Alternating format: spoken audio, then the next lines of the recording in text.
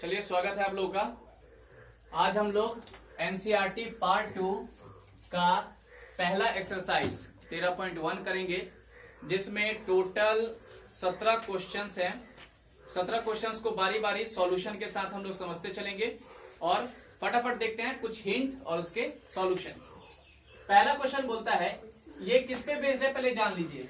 13.1 conditional probability पे based है। इससे पहले हम लोग सारे फॉर्मूले और कॉन्सेप्ट और पहला लेक्चर का नोट्स लिख चुके हैं।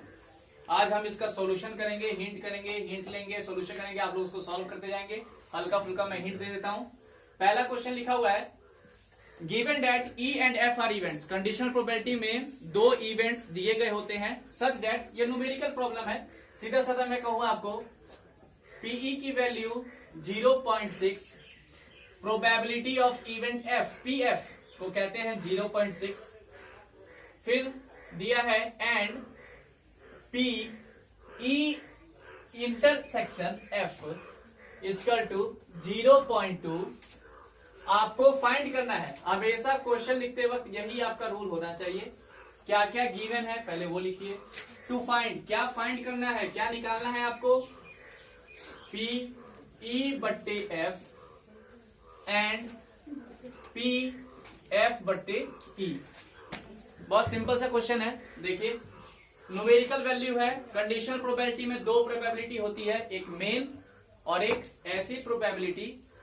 ई होता है जिसका निकालना है और एफ होता है जिसको आपको क्या करना है, जो आपको पहले से दिया है, जो गिवन रहता है। वो बात की वजह से तो कोई टेंशन नहीं, अभी कुछ नहीं समझना, कुछ लैंग्वेज नहीं है, सीधा आप लोग को फॉर्मूला पता होना चाहिए। आप इसका लिखेंगे आंसर चाहे सॉल्यूशन। पी ई एफ का फॉर्मूला होता है, पी जिसका निकालना है उसका इंटरसेक्शन और नीचे में जो नीचे वाला है उसका प्रोबेबिलिटी। तो इसको हम लोग चेंज करते हैं, सीधा ही तो मिल जा रहा है, डायरेक्ट ही तो मिल जा रहा है आपका। इंटरसेक्शन की वैल्यू 0.2 और पीएफ की वैल्यू 0.6। काट के क्या हो जाएगा, पॉइंट से पॉइंट खत्म, 2/6 मतलब 1/3। सिंपल। और दूसरी बात क्या पता करनी है, पी एफ बट्टे ई। तो इसका पी एफ इंटरसेक्शन ई बट्टा में पी ई की एफ, ई वाला ये जो बाद में रहेगा वही नीचे लिखाएगा। और अब आपको अच्छा लगेगा सुन के कि एफ इंटरसेक्शन ई चाहे ई इंटरसेक्शन एफ दोनों इक्वल होते हैं। आप इसको चेंज कर सकते हैं, पी ई इंटरसेक्शन एफ बट्टा पी ई। इसकी वैल्यू क्या दी है, 0.2। अब पी की वैल्यू कितनी दी है, 0.6। पॉइंट से पॉइंट हटा, काट के 1/3। कुछ गलती है क्या यहाँ पे, 0.3 होगा, माफ करना, 0.3 होगा, यहाँ पे 0.3 होगा, यहाँ पे 2/3 मिसप्रिंट था। यहाँ पे पीई की वैल्यू 0.6, पीएफ की वैल्यू 0.3 और इंटरसेक्शन की वैल्यू 0.2। हमेशा ऊपर में कंडीशनल प्रोबेबिलिटी को डिनोट किया गया है, ऊपर में इंटरसेक्शन, नीचे में जो नीचे वाला है। यहाँ पे ऊपर में इंटरसेक्शन, नीचे में जो नीचे वाला है। यहाँ पीई की वैल्यू 0.6, इंटरसेक्शन की वैल्यू 0.2, इंटरसेक्शन की वैल्यू 2, पीएफ की वैल्यू 3। ठीक है, ये ठीक है। कट के ये कितना आ जाएगा, 2/6 1/3। ये आपका पहला क्वेश्चन था। ठीक, दूसरा क्वेश्चन आप लोग ध्यान देंगे, यही कहाँ भी अगर लिखा होगा आप लोग ध्यान देना, बताना कि कहीं मिसप्रिंट तो नहीं है या कहीं पे वैल्यू गलती तो नहीं लिखा हम लोगों ने। आंसर भी पीछे से मिलाते रहेंगे कोई। यहाँ है कंप्यूट करना है, यहाँ भी आपको कंप्यूट करना है। पी ए बी गिवन है, बड़ा आसान, P B equal to 0.5 and P A intersection B equal to 0.32। बहुत सिंपल सा क्वेश्चन है, ये भी हम जानते हैं। आपको भी कंप्यूट करना है, कंप्यूट करे, टू फाइंड कहे, कंप्यूट करिए माने कैलकुलेट करना है, पी ए बट्टे बी। कभी ई एफ देगा तो कभी ए बी देगा, कोई मतलब नहीं है। आपको फॉर्मूला पता है, पी ए बट्टे बी इक्वल टू, ऊपर में दोनों का इंटरसेक्शन और नीचे में कौन, बी। ए इंटरसेक्शन बी और नीचे में ये बी वाला पीबी। ठीक, जो जो वैल्यू है बताइए मुझे आप। ये तो ये निकालना है, सिंपल सिंपल तो हो गया डायरेक्ट। ए इंटरसेक्शन बी 0.32 और नीचे 0.5। नीचे वाला पॉइंट हटाने के लिए ऊपर 10, एक अंक है 10, ऊपर वाला हटाने के लिए नीचे 100। ये खत्म, यानी कि 32/5 गुने 10। सिंपल सॉल्व करने के बाद हमको लगता है कितना होना चाहिए, 32 को 5 से किया तो, चाहे इसको मत कीजिएगा है ना, 5 से इसको कीजिएगा तो 5 6 30, 30 2 6.4 और बगल में क्या है 6.4/10 यानी 0.64। क्यों, 10 है ना, ये पॉइंट को क्या करेगा, एक शिफ्ट उधर करेगा। तो 0.64 आंसर आप चाहे तो मिला सकते हैं, देख सकते हैं 13.1 का सेकंड क्वेश्चन। 16/25 छोड़ दिए हैं, तो वैसे भी हो सकता था, कोई दिक्कत नहीं, ये भी आपका आंसर ठीक है। और एक और चीज यहां पे देखिए, 32/5 इंटू 10 है ना, 32 5 50 काट दीजिए ना, 16/25 ये भी आंसर है। रटंत विद्या नहीं रखनी है, आप चाहे तो पॉइंट में आंसर लाइए या आप चाहे तो बट्टा में लाइए। जनरली देखिए, क्योंकि पॉइंट में था, क्वेश्चन पॉइंट में था, तो पॉइंट में लाना ज्यादा अच्छा है, वो थीम मान के चलिए, एक रूल होना चाहिए सही सा। तो पॉइंट में ला दिए, क्योंकि अब यहाँ पे देखो, यहाँ भी ऐसा था, आप इसको पॉइंट में ला सकते थे, लेकिन 3 सिंपली करता नहीं था। जो सिंपली कट जाए उसको पॉइंट में लाइए, नहीं तो बट्टा में भी छोड़ सकते हैं, कोई प्रॉब्लम, बट्टा में भी ले सकते हैं। आगे देखते हैं तीसरा, ये भी आपका आंसर सही है और ये भी आपका आंसर सही है। तीसरा बोल रहा है इफ पी ए, ये भी सब न्यूमेरिकल वैल्यू एकदम सिंपल, पी ए की वैल्यू आपको गिवन है, जो गिवन है लिख देते हैं, given P A equal to 0.8, PB equal to 0.5 है ना, and P A intersection B equal to 0.32। यहां पे आपको 3 चीजें निकालनी है।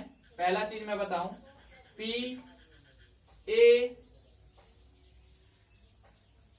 गलती हो रहा है, 1 minute, P A equal to 0.8, PB equal to 0.5 और पी बी ए है, यहाँ पे पी बी बट्टे ए है, पी बी बट्टे ए इक्वल टू 0.4 है। और आपको फाइंड करना है पहला पी ए इंटरसेक्शन बी, दूसरा पी ए बट्टे बी और तीसरा पी ए यूनियन बी। चलिए तीनों फॉर्मूले का इस्तेमाल हल्का फुल्का देखते हैं। इंटरसेक्शन निकालना है, आपको पता होना चाहिए कि ये जो गिवन है और जो निकालना है क्या किसी फॉर्मूले में आता है। हाँ तो आता है, कौन सा, पी, अच्छी बात है कि पी बी ए दिया है। वैसे मेन फॉर्मूला हमारा क्या था, ए बट्टे बी, लेकिन दिया क्या है पी बी बट्टे, तो हम उसी पे फॉर्मूला बनाएंगे। कैसे बनाएंगे, पी बी बट्टे ए, पी ऊपर में दोनों का इंटरसेक्शन और नीचे में कौन लिखाएगा, ये ए वाला लिखाएगा पी। अभी सिर्फ हम कौन सा सॉल्व कर रहे हैं, फर्स्ट पार्ट, ये फर्स्ट सॉल्व कर रहे हैं। चलिए आप बताएंगे, आप बोलेंगे इसमें किस किस की वैल्यू भरी जा सकती है।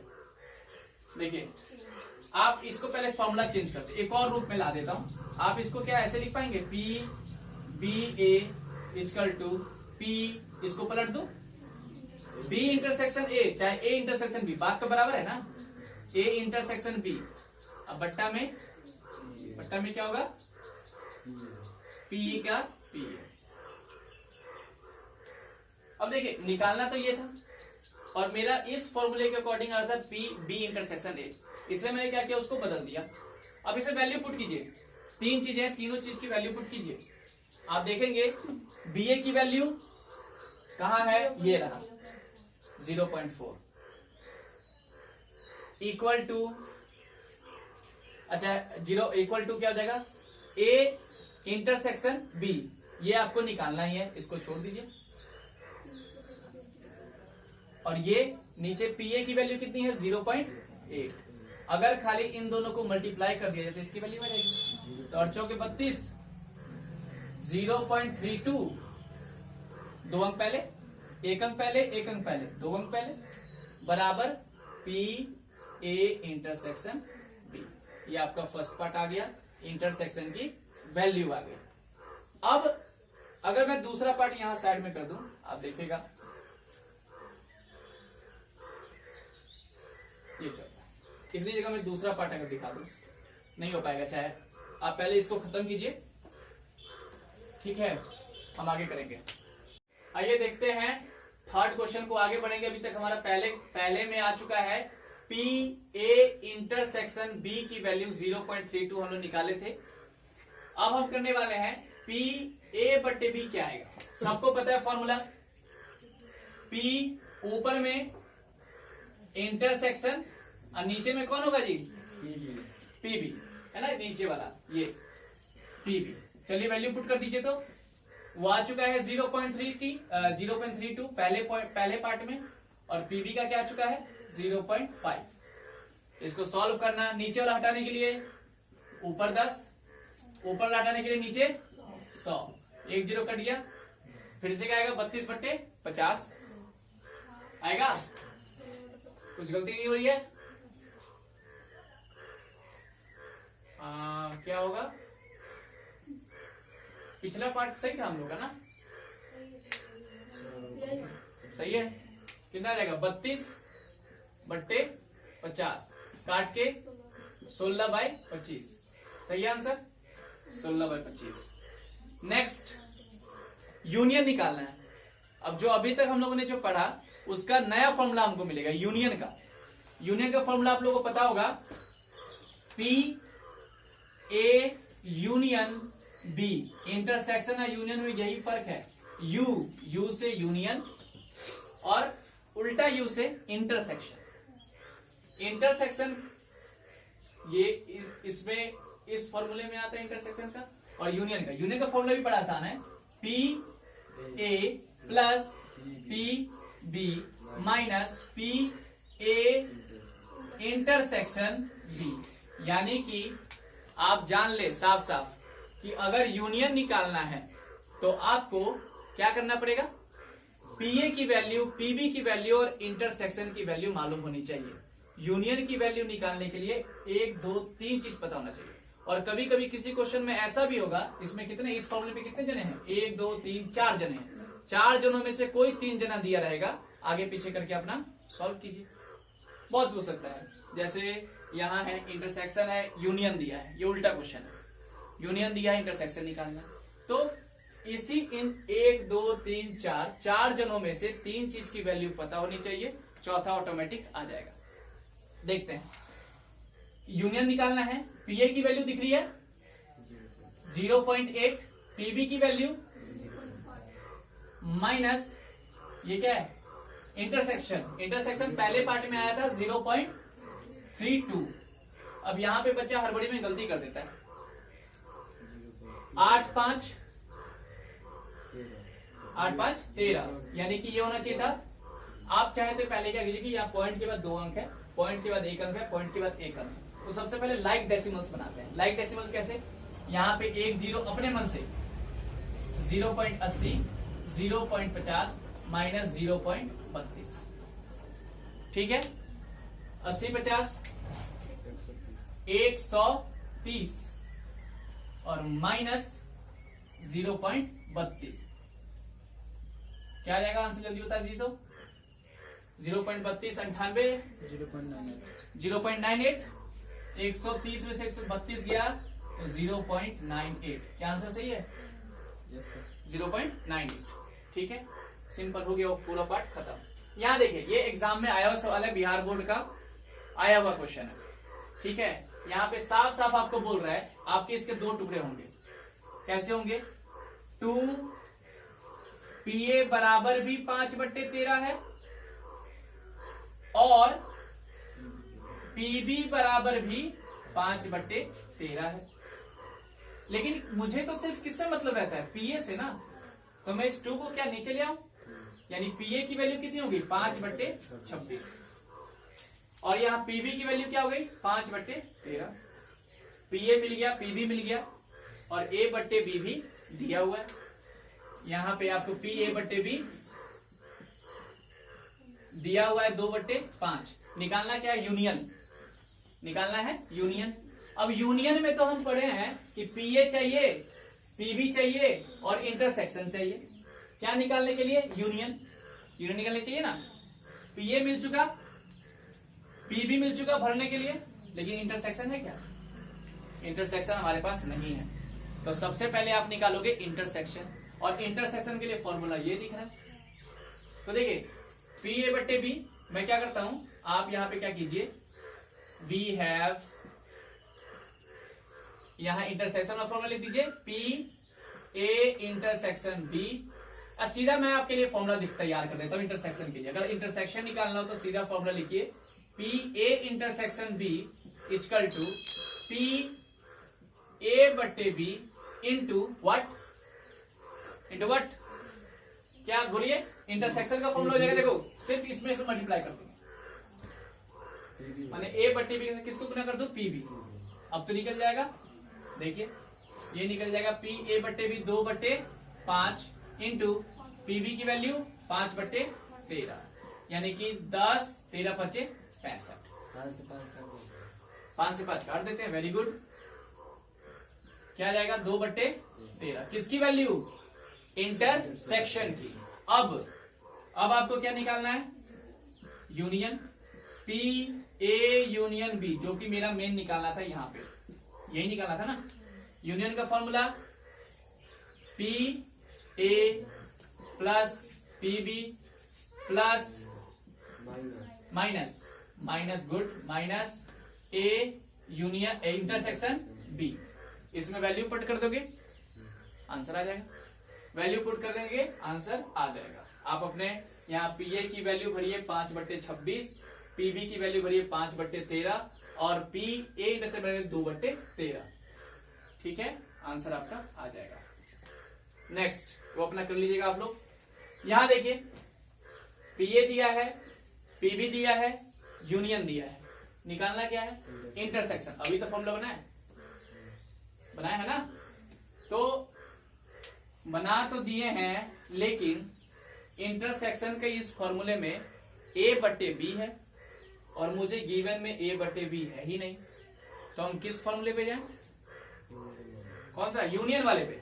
चलिए देखिए PA union B equal to PA plus PB minus PA intersection B। कल किसी बच्चे ने कहा कि सर आप चाहे तो इसको तो आगे पीछे कर सकते हो ना, बिल्कुल कर सकते हैं। कल कहा था कि ये इंटरसेक्शन है और ये यूनियन है। आपको निकालना क्या है, इंटरसेक्शन। इंटरसेक्शन निकालने का ये फॉर्मूला तो था, लेकिन इसमें बट्टा वाला है ना, और हमको गिवन में तो बट्टा वाला मालूम ही नहीं है। तो मैंने किसको पकड़ा, मैंने यूनियन वाले फॉर्मूले को पकड़ा, क्योंकि यूनियन मुझे दिया है। यूनियन में है PA PB और इंटरसेक्शन। यूनियन वाले में है PA PB और इंटरसेक्शन। मुझे इंटरसेक्शन निकालना है। अब वैल्यू भर दो, कोई गड़बड़ नहीं है। यूनियन की वैल्यू सही है, PA की वैल्यू, PB की वैल्यू 5/11, और ये तो आपको निकालना ही है। इसको इधर कर देते हैं, इसको उधर ले जाते हैं बड़े आराम से। PA intersection B 6/11 5/11 minus 7/11। 6 5 11, 11 में से 7 गया 4, 4/11। आंसर देख लेंगे आप लोग, 4/11 है कि नहीं। इंटरसेक्शन क्या जी नीतीश, इंटरसेक्शन जब हमारे पास आ गया, अब मुझे करना है बट्टा वाला। तो बट्टा वाला फॉर्मूला सबको पता है, ऊपर में इंटरसेक्शन और नीचे में PB। चलिए वैल्यू बताइए, इंटरसेक्शन कितना आ चुका है, 4/11। बड़ा वाला बट्टा 4/11।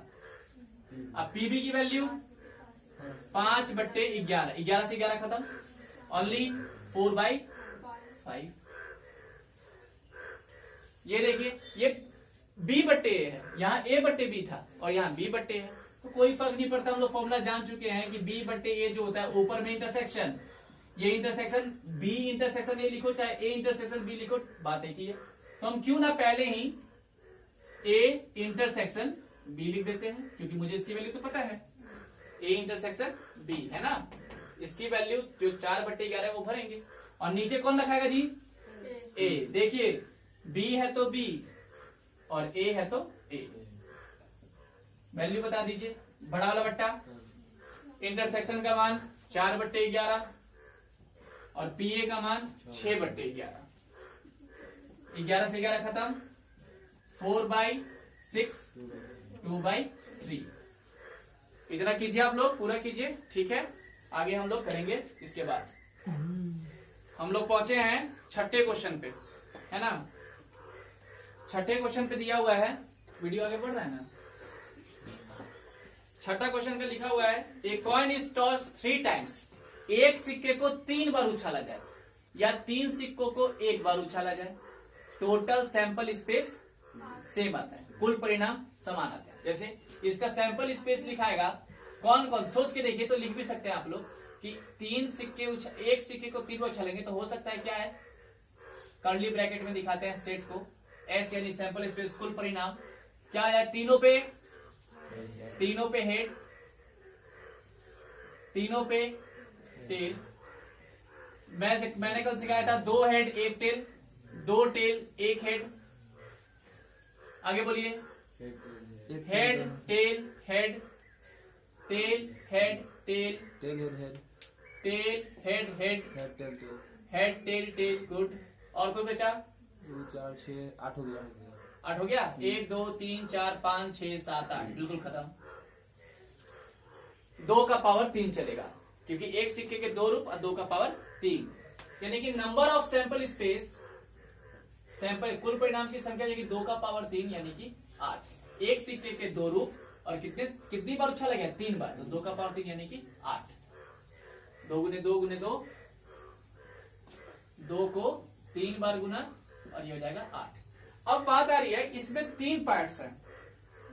पहला ई चाहिए, ई के बारे में बोल रहा है हेड ऑन थर्ड टॉस, तीसरी उछाल में क्या आना चाहिए, हेड। जल्दी बताइए तो तीसरे में हेड कहां है, तीसरी उछाल में हेड यहां है, एच एच एच, इसमें टीटीएच एच टी एच, तीसरे उछाल में TH और भी है, चलो ठीक, टी एच एच, तीसरे उछाल में देख रहे हैं एच एच एच एच। ई का काम खत्म। कितने जने हैं जी ई में, नंबर ऑफ ई हो गया 4। इसकी फॉर्मूले में इस्तेमाल नहीं होता लेकिन फिर भी हम लोग उतार देते हैं। नेक्स्ट दूसरा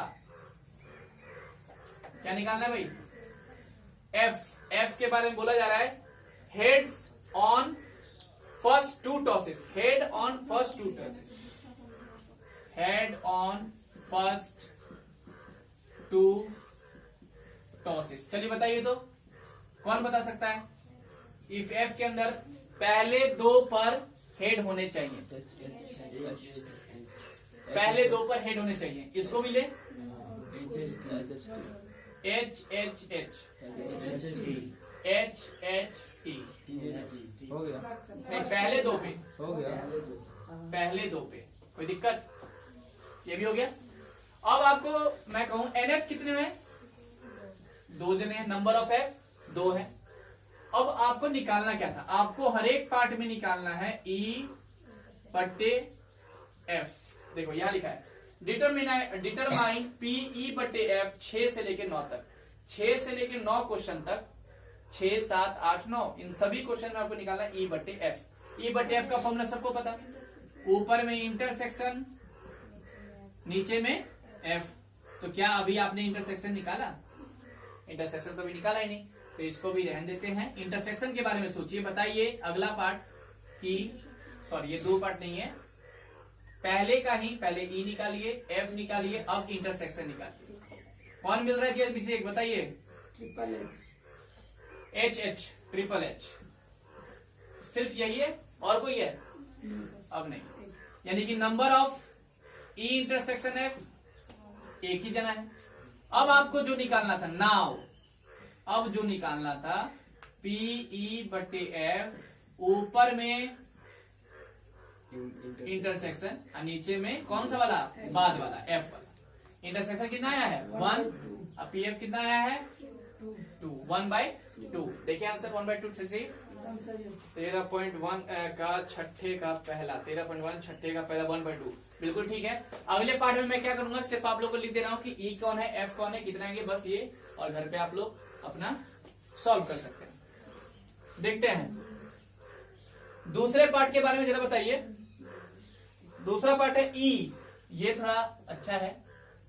एट लीस्ट मैं अपने लेक्चर वीडियो में जिसमें तुमसे समझाया गया था उसमें आपको बता चुका हूं कि एट लीस्ट का क्या मतलब है। एट लीस्ट 2 हेड्स बोला है। आप बताएंगे अंजलि कि एट लीस्ट 2 हेड वाले में किस किस को लिया जाए? एट लीस्ट कम से कम 2 और उससे ज्यादा कितना भी, यानी एट लीस्ट 2 लिखा है ना, इसमें हम लेंगे 2 टेल और 3 टेल। 4 टेल इसलिए नहीं क्योंकि सवाल में 3 ही बार टेल आ सकता है। तो चलिए ई के अंदर कौन कौन है जल्दी बताइए। सॉरी एट लीस्ट 2 हेड है, हेड वाले को लेंगे। 2 हेड और 3 हेड उनको चुनेंगे, माने एट लीस्ट जितना भी कहा हो उसको आगे बढ़ते चल जाना। तो ई के अंदर कौन है? 2 हेड वाला नाम बताइए फटाफट। 2 हेड वाला पहले, 2 हेड वाला बताइए पहले। HST, फिर हाँ और THH, यही है। और 3 वाला ये बात खत्म। यानी कि नंबर ऑफ ई जल्दी बोल दीजिए 4। एफ के लिए बोला है एट मोस्ट 2 हेड्स, ज्यादा से ज्यादा। जब एट मोस्ट 2 बोला है ना तो इसमें उल्टी गिनती करना, 2 हेड, 1 हेड और 0 हेड, इन सबको चुनना है। चलिए एफ के अंदर कौन कौन के? 2 हेड वाले बताइए। HHT, HTH, THH। 1 हेड वाला बोलिए। THT और TTH। एक को हेड नहीं, और भी है क्या? नहीं, HTT। यहां से लेके ये देखो, ये 2 हेड वाले हैं, ये 1 हेड वाला है और एक 0 हेड यानी TTT। यानी कुल मिला के NF के अंदर कौन कौन? NF के अंदर 7 जने हैं, 7 जने हैं। और इंटरसेक्शन बता दो अब, ई और एफ में इंटरसेक्शन कौन कौन मिल रहा है? ई और एफ में बताइए। HST है, 3 और कौन है? HTH है, चलिए है, देखिए ये है और कौन है? THH भी है और THH भी और कोई नहीं है। चलिए number of E intersection F बताइए कितने जने? 1 2 3 जने। फॉर्मूला पता है, पीई बटे एफ, ऊपर में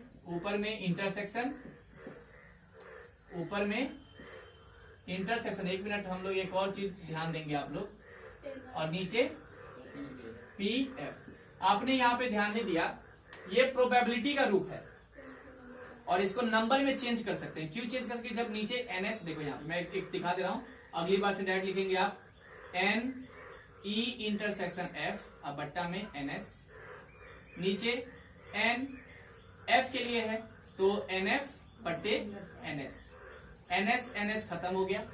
तो ये नंबर में हम लोगों ने फॉर्मूला चेंज कर दिया, एन ई इंटरसेक्शन एफ बट्टा में एनएफ। अब ज्यादातर लैंग्वेज वाले सवालों में आप यहां पे मत रुक जाना, आप पहले लिखोगे ये, फिर लिखोगे ये, फिर एन वाला फॉर्मूला और तब वैल्यू भरना चाहिए। ठीक है, ये प्रोबेबिलिटी का रूप है और ये नंबर ऑफ एलिमेंट्स का रूप है, और हम सिर्फ कहां पे रुक जाते हैं? नंबर निकाल के रुक जा रहे हैं। तो पिछली बार जो हम लोगों ने पी के जगह 1 भर दिया, ये ये तो नंबर था ना, और आपने p की जगह 1 भर दिया, तो ये यहाँ पे गलत माना जाएगा। आप क्या करोगे, पहले ये लिखोगे, फिर p वाला रूप, फिर n वाला रूप, और तब वैल्यू भरेंगे। यानी कि सही आंसर आपका एग्जैक्ट आंसर ये होना चाहिए। ठीक है, तो इसमें बताइए वही चीज, पहले बट्टा, फिर p वाला, फिर n वाला, e इंटरसेक्शन f और नीचे nf। इस केस में बताइए इंटरसेक्शन कितना आया है, n का इंटरसेक्शन 3 और nf 7, 3/7 ले लेते हैं। 3 सही है बिल्कुल। हाँ, ये तो हम लोगों को दोनों पार्ट एक साथ करने से फायदा ये हुआ कि हम लोगों ने जाना कि डायरेक्टली आप p की जगह वैल्यू नहीं भर सकते, उस p को चेंज करना पड़ेगा n में। क्यों चेंज हुआ, क्योंकि ns से ns, ns से ns खत्म हो गया। ठीक है, चलिए इसको उतारिए। आइए देखते हैं 6th क्वेश्चन का 3rd पार्ट, इसको आप खुद से करेंगे। 6th क्वेश्चन में कहा है कि एट मोस्ट 2 टेल्स, तो बस मुझे इतना बता दीजिए कि एट मोस्ट 2 टेल्स का क्या मतलब। तो जब एटमोस्ट होता है तो पिछले घटते क्रम में जाते हैं। एटमोस्ट 2 टेल, तो 2 टेल, 1 टेल और 0 टेल वाले को लिख लेंगे, और ई में कितने जने होंगे वो देख लीजिएगा। इसमें एफ में एटलीस्ट 1, एटलीस्ट जब बोलते हैं तो आगे बढ़ते क्रम में जाते हैं। एटलीस्ट 1 टेल, तो 1 टेल, 2 टेल वाला और 3 टेल वाले तक जाएंगे। 1 टेल वाला भी, 2 टेल वाला भी, 3 टेल वाला भी, दोनों का सेट बनाइए, दोनों का इंटरसेक्शन निकालिए, फॉर्मूला में पुट कीजिए, आपका आंसर आ जाएगा। तो ये आप करेंगे सेल्फ, खुद से करके देखिए। हम लोग पढ़ने वाले हैं 7th क्वेश्चन पे। 7th क्वेश्चन में क्या ध्यान देंगे, 2 coins are tossed once, 2 सिक्कों को एक बार उछाला गया, 2 सिक्कों को एक बार उछाला गया। तो हो सकता है कि दोनों पे हेडेड आए, दोनों पे टेल टेल आए, एगो पे हेड, एगो पे टेल, एगो पे टेल, दूसरे पे हेड, ये आ सकते हैं। यानी कुल मिला के एक सिक्के के 2 रूप, एक सिक्के के 2 रूप, और कितने सिक्के हैं, 2 सिक्के, तो यानी 2 गुने 2 यानी कि 4, टोटल सैम कुल परिणाम 4 है। अब इनमें से छाटिए आप लोग। टेल अपीयर्स ऑन 1 कॉइन, ई दिया है कि टेल अपीयर्स ऑन 1 कॉइन, एक सिक्के पर टेल दिखना चाहिए, केवल एक सिक्के पे टेल दिखना चाहिए। एक सिक्के पे tail, T T H T T H, यानी कुल कितने जने हो गए, 3 जने। फिर एफ, ये बोल रहा है, एफ बोल रहा है 1 कॉइन शोज हेड, एक सिक्का हेड दिखाए, एक सिक्का हेड दिखाए, यही दोनों है। एक सिक्का एच टी और टी एच, कितने जने हो गए, 2 जने। अब इन दोनों में कौन कौन मिल रहे हैं, देखिए एच टी, टी एच, यानी लिख देंगे इंटरसेक्शन करने वक्त हमको मिला एच टी और टी एच, यानी कितने जने, 2 जने। और सर 6 से लेके 1 coin shows head में एच नहीं होगा, एच नहीं होगा जी सर। 1 कॉइन शोज हेड नहीं, एक को एक सिक्का एक को एक दिखाना है। कंडीशन कहाँ दिया है कि एक पर एक ही दिखाए, नहीं, आराम से देखिए, सुनिए। 1 कॉइन शोज हेड, एक सिक्के को एक सिक्का हेड दिखना चाहिए।